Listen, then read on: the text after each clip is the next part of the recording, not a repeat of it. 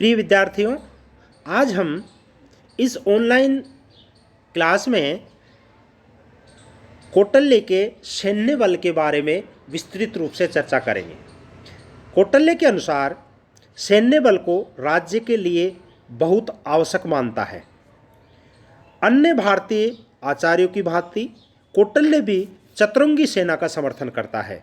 सेना में वो 4 अंगों को महत्वपूर्ण मानता है: पैदल सैनिक, घोड़े और हाथी और रथ सैनिक।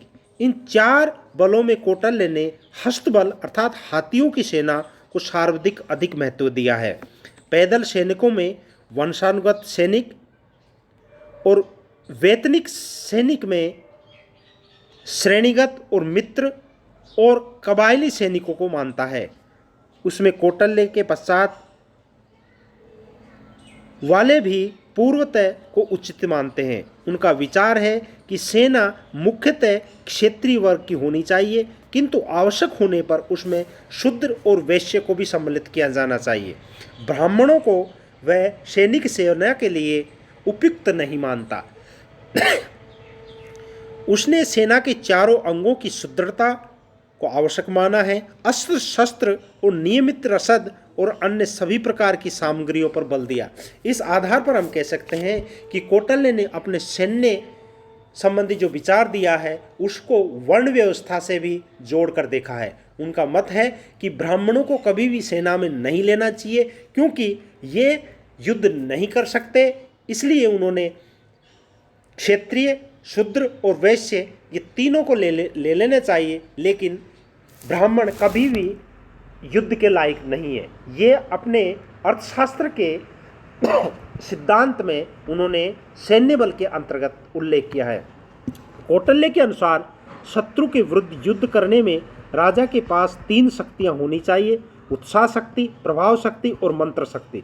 उत्साह शक्ति का सफल युद्ध के लिए आवश्यक है सैनिक बल और प्रभाव शक्ति के आशय शस्त्र सामग्री और मंत्र शक्ति का आशय मंत्राण और कूटनीतिक शक्ति से है।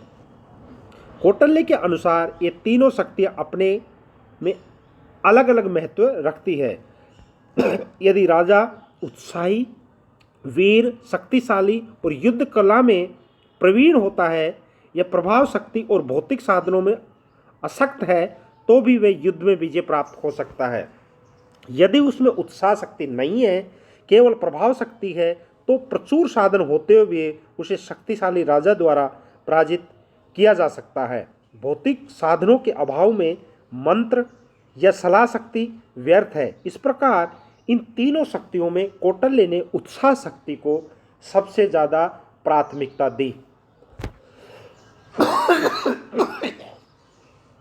युद्ध का प्रकार: कौटिल्य ने 3 प्रकार के युद्ध बताए हैं: धर्म युद्ध, कूट युद्ध और तुष्ण युद्ध।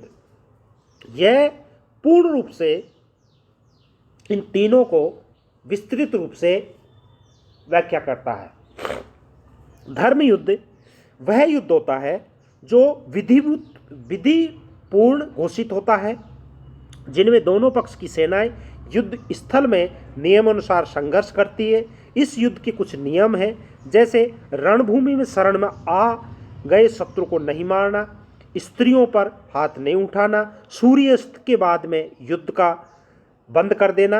अर्थात महाभारत का जो युद्ध था उसको धर्म युद्ध की श्रेणी में हम मान सकते हैं। कूट युद्ध छल कपट, लूटमार, अग्निदाह आदि तरीके से किया गया युद्ध कूट युद्ध होता है। तुष्ण युद्ध यह निकृष्ट प्रकार का युद्ध है जिसमें सेनाएं विष सदृश साधनों का प्रयोग करती है और छल कपट द्वारा गुप्त रूप से मनुष्यों का वध करती है। कौटिल्य के अनुसार विजयविलासी राजा परिस्थितियों पर विचार करके इनमें से किसी भी प्रकार का युद्ध का आश्रय ले सकता है। कौटिल्य अत्यधिक यथार्थवादी है। वह युद्ध में शत्रुओं के साधनों का नष्ट करने, शत्रु की भूमि में फसलों को नष्ट करने, जल को दूषित कर देने को भी न्यायोचित मानता है। अर्थात राज्य के विकास के, राज्य की प्रगति के लिए, राज्य की समृद्धि के लिए अगर राजा को इन तीनों युद्धों में से कोई सा भी युद्ध करना पड़े तो वह कौटिल्य के दृष्टिकोण में सब उचित है।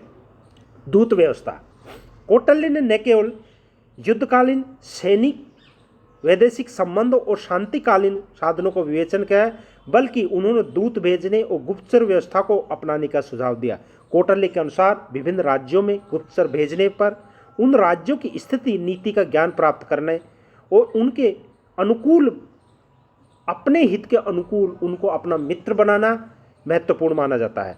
उन्होंने गुप्तचर, व्यापारी, शिक्षक, भिक्षुक, धर्म प्रचार आदि के रूप में यहाँ बनाने का उल्लेख किया। इस प्रकार गुप्तचर व्यवस्था को कौटिल्य अपने अर्थशास्त्र में बहुत महत्वपूर्ण स्थान देता है, क्योंकि गुप्तचरों के द्वारा ही राज्य की स्थिति, परिस्थिति और शत्रु राज्य की स्थिति और परिस्थिति का आभास राजा को हो सकता है। कौटिल्य ने दूत को उनकी योग्यता और कार्य के आधार पर 3 श्रेणियों में रखा है: निःश्रेष्ठार्थ, परिमार्थ और शासनाहार। उसके अनुसार निःश्रेष्ठार्थ वह राज्य का पूर्ण अधिकार संपन्न राजदूत होता है, परिमार्थ 3/4 गुणों और शक्ति से युक्त, और शासनाहार निःश्रेष्ठार्थ की अपेक्षा आदि शक्ति से युक्त होता है। कौटिल्य के अनुसार दूत का पद महत्वपूर्ण होता है, क्योंकि अधिकाधिक गुण संपन्न व्यक्ति को ही इस पद पर नियुक्त किया जाना चाहिए। दूत को चतुर, कूटनीतिज्ञ, कुशल वक्ता, साहसी और निर्भक होना चाहिए। उसे मग और पर स्त्री आदि बुरी आदतों से मुक्त होना चाहिए, क्योंकि ऐसा आचरण भेद खोलने की दुर्बलता ला सकता है। प्राचीन भारत में यह सुव्यवस्था परंपरा रही है कि दूत को किसी भी स्थिति में प्राण दंड नहीं दिया जा सकता। कौटिल्य भी इस परंपरा को अपने अर्थशास्त्र में महत्व देता है। दूत के प्रमुख कर्तव्य उन्होंने ये बताए हैं: पर राजा को अपने राज्य का संदेश देना, संधियों के पालन की व्यवस्था करना, मित्र बनाना, शत्रु और शत्रुओं के मित्रों में भेद डालना, गुप्त रूप से दूसरे राज्यों की कीर्तियों का ज्ञान प्राप्त करना इत्यादि। कौटिल्य ने युद्धकालीन और शांतिकालीन में वैदेशिक संबंधों के संचालन का जो विशुद्ध विवेचना किया वह यथार्थवादी और निश्चित रूप से महत्वपूर्ण है। इससे यह स्पष्ट होता है कि कौटिल्य अपने समय से बहुत आगे थे।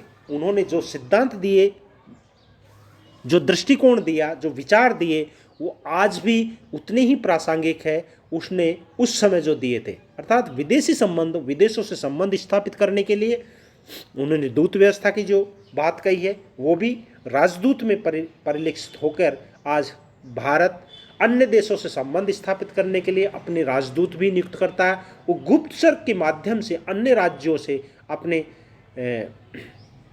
सूचनाएं लेता रहता है और प्रत्येक देश इस तरह से करता है। जय हिंद, जय भारत।